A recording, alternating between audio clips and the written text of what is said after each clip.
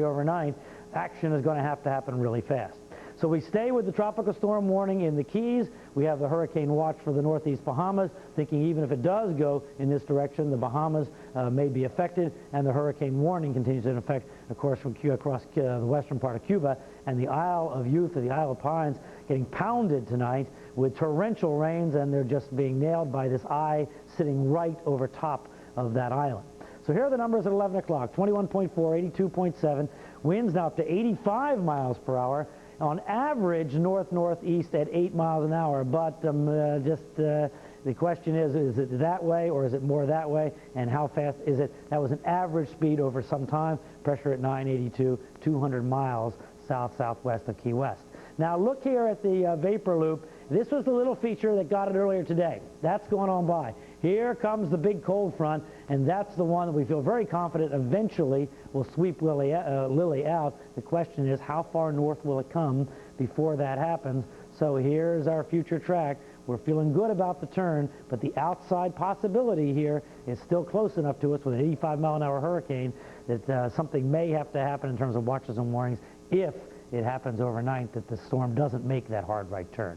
All right, back with more in a few minutes. Okay, Brian, thanks very much. Right now, good idea, grab a pen and some paper, because throughout the rest of this newscast, we're going to be giving you some very important information and telephone numbers. And we want to start by giving you the Neighbors for Neighbors number. It's on your screen, 305-597-4404. Now, this phone bank will be open until midnight to answer any and all of your questions. And as Brian told us, the Keys under a tropical storm warning tonight, and we have crews in all the critical areas from Key West to Marathon to Key Largo. We're going to start in Marathon with Aline Sergani. She's been there all day. She's at the Monroe County Emergency Operations Center. Aline, what's happening tonight? And we have a lot of information to pass on to you. Let's start with this. At this hour, there are no ordered evacuations. However, shelters are beginning to open. Let's show you some video of one of the shelters here in Marathon.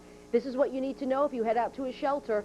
This is not a Red Cross shelter, so you'll need to bring your own supplies. Pets are not allowed. You'll need to bring batteries, food, blankets, whatever you'll need to live for the next couple of days or however long you plan on staying at the shelter. Now let's go ahead and give you the list of other shelters that are opening. Tonight, the other shelter, of course, there is the Glen Archer School here in Key West. Also, the Stanley Switlick School open tonight in Marathon.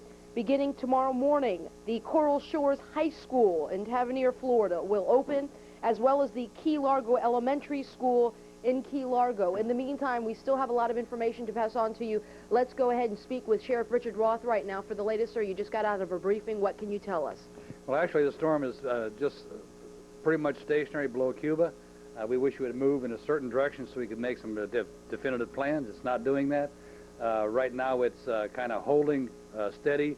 So we're still in the tropical storm warning. We have not issued any hurricane evacuation orders, and we are not going to do that tonight, and I don't anticipate doing that tomorrow. However, people need to make sure that they check with the media, check with Channel 4 to make sure that they know what's going on first thing in the morning. Now, nothing will probably happen tonight, but they need to find out in the morning what's going on. Why have you started opening up the shelters tonight if you're not evacuating? We have a special needs situation. We have certain people who are unhappy at home. They're alone. They're elderly. They need transportation. We want to move early in moving these people, and they're the ones that need to move early, that need the assistance, need the help.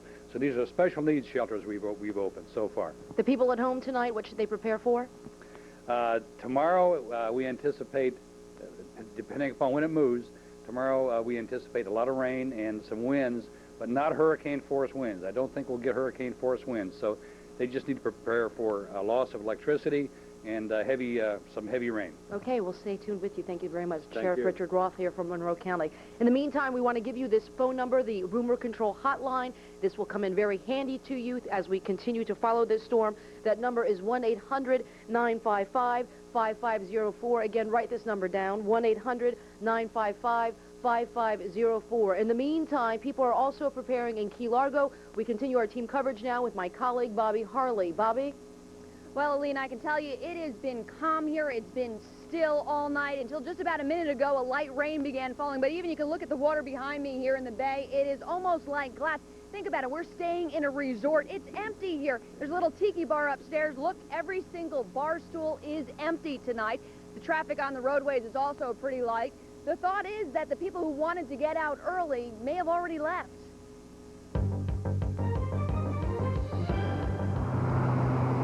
Traffic runs about even on both sides of the only highway leading in and out of the Keys, even under threat of Lili's outlying storm bands. Glenda Scott's lived on Key Largo for 3 decades. For her, traffic goes only one way when a storm comes near. How far north do you go this time if you have to leave? As far as it take to get out the storm.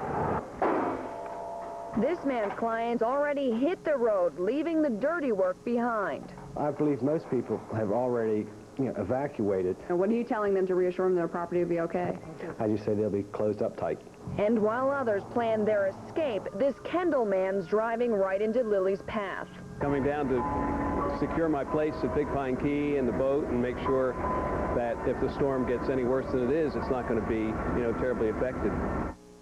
Certainly, there are plenty of people still on the Keys tonight. Authorities say don't let this calm weather right now fool you. Stay on alert. It's more important than ever to monitor the storm and see where it's going and be ready to move and move fast should that warning come. We'll keep on top of things here in the Upper Keys. Reporting live for now from Key Largo, I'm Bobby Harley, News 4 South Florida. All right, thank you very much, Bobby. And certainly everyone should be aware that this storm is nothing to be joking about. We know that 8 people have already been reported killed in Central America on its way to Cuba, and that was still when it was a tropical storm.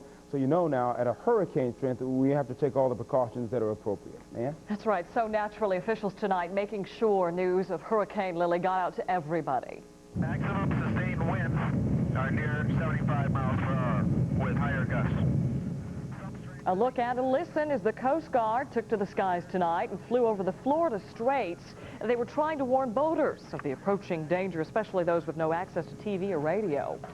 As we said, flooding a major concern right now because South Florida is already way above normal rainfall levels. You take a look at just how much. In Dade, the normal rainfall amount for October, just over 7 inches, but already we are 2 inches above that. And in Broward, we usually see just over 6 inches in October, but already it's more than 4 inches above normal, and there's still 2 weeks left in the month.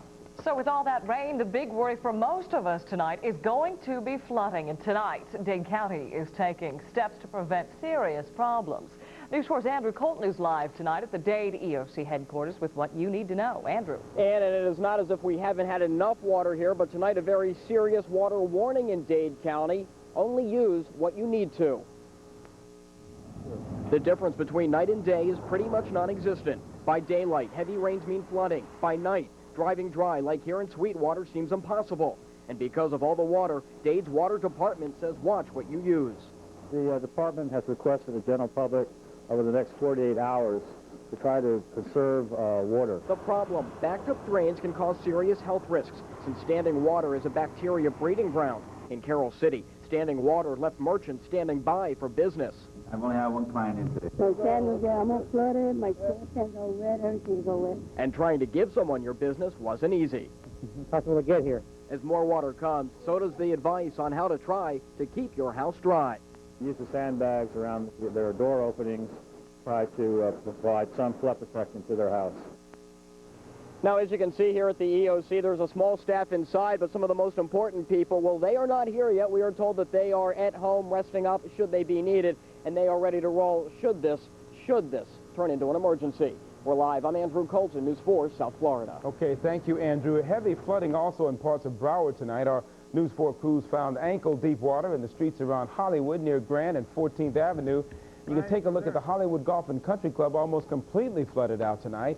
Earlier, the rain caused plenty of problems. The driver of this truck told police he lost control of it after hitting a puddle and skidded into a canal. Work crews were called out to clear the sewers, so the water would hopefully have someplace to go. The situation much more serious in Cuba tonight as Lili batters that island. News 4 is scanning the satellites for any pictures out of there, and we're doing it with the help of our partners, CBS Telenoticias. That's in Hialeah, the hub of our Latin American news gathering.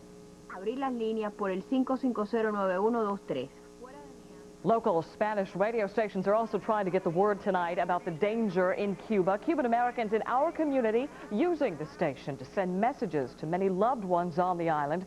And this is video just out of Cuba, Havana especially. This was taken during the daytime, but already you could see signs of heavy street flooding. Workers in Havana were trying to clear the streets of debris, and residents using what they could to board up houses and windows. Late word tonight that 28,000 Cubans have been evacuated from low-lying areas, and